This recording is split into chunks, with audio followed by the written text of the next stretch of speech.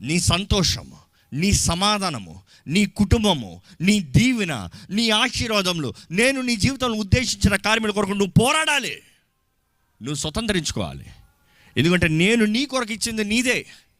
ఒకటి జ్ఞాపకం పెట్టుకోండి, దేవుడు ఏదైనా మన కొరకు నిర్ణయించాడంటే దేవుడు మన కొరకు అట్లే ఉంచుతాడండి.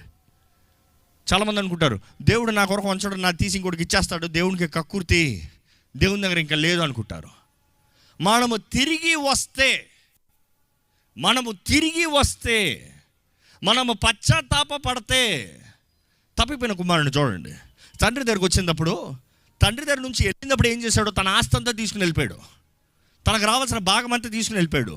కానీ తిరిగి వచ్చినప్పుడు రే నీదంతా ఇచ్చి పంపించాను, పోరా నీకేం లేదురా అన్నాడా? మరలా అన్నీ ఇచ్చాడండి. రక్షణ అనే వస్త్రం, ఆయన కుమారత్వం, అధికారం అనే ఉంగరం, సమాధానం అనే పాదజోళ్ళు మనం చూస్తామని మరలా తండ్రి ఆ బిడ్డకు అనుగ్రహిస్తాడు. ఈరోజు దేవుడు కూడా if we step back to him, దేవుడు అంటాడు నువ్వు పోగొట్టుకుని అన్నీ నీకు ఇస్తా, నీకు చెందిన అన్నీ నువ్వు పొందుకుంటావు. ఏదైతే అపవాది నీ దగ్గర దోచుకున్నాడో మొత్తం దోచుకుని వస్తావు, నువ్వు తీసుకుని వస్తావు వాడి దగ్గర నుండి. ఈరోజు వీ నీడ్ టు ఫైట్.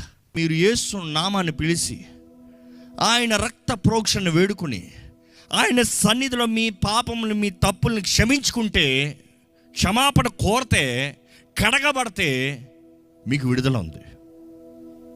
మీ ఊపిరి ఉన్నంత వరకు మీ బ్రతుకు మార్చుకుంటానికి అవకాశం ఉందండి. నమ్మేవారు హల్లెలూయా చెప్తామా?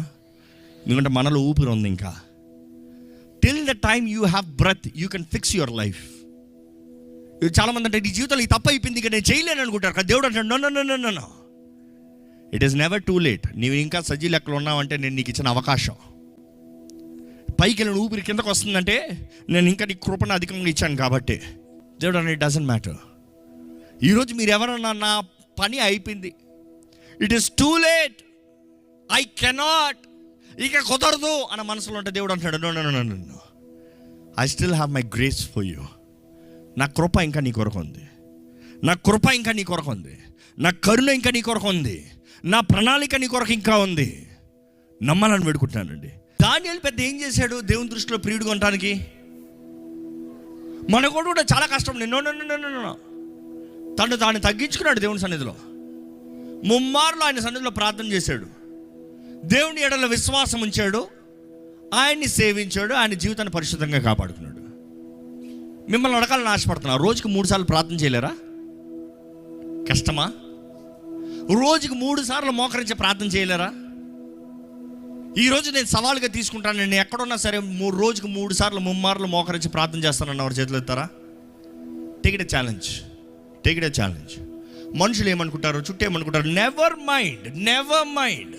దేవాది దేవుడు, రాజాది రాజు సన్నిధిలో మోకరిస్తున్నామండి. In fact he will tell you you are well esteemed. నువ్వు అతి ప్రియుడివయ్యా, నువ్వు నా ప్రియుడివి. దేవుని సన్నిధిలో ముమ్మార్లు మోకరించి ప్రార్థన చేసేవాడు తన జీవితాన్ని పరిశుద్ధంగా కాపుకున్నాడు. అబద్ధం ఆడాడు, అన్యాయం చేయడు, మోసం చేయడు. ఇంకా పెద్ద ఏం చేసింది ఉంది అక్కడ?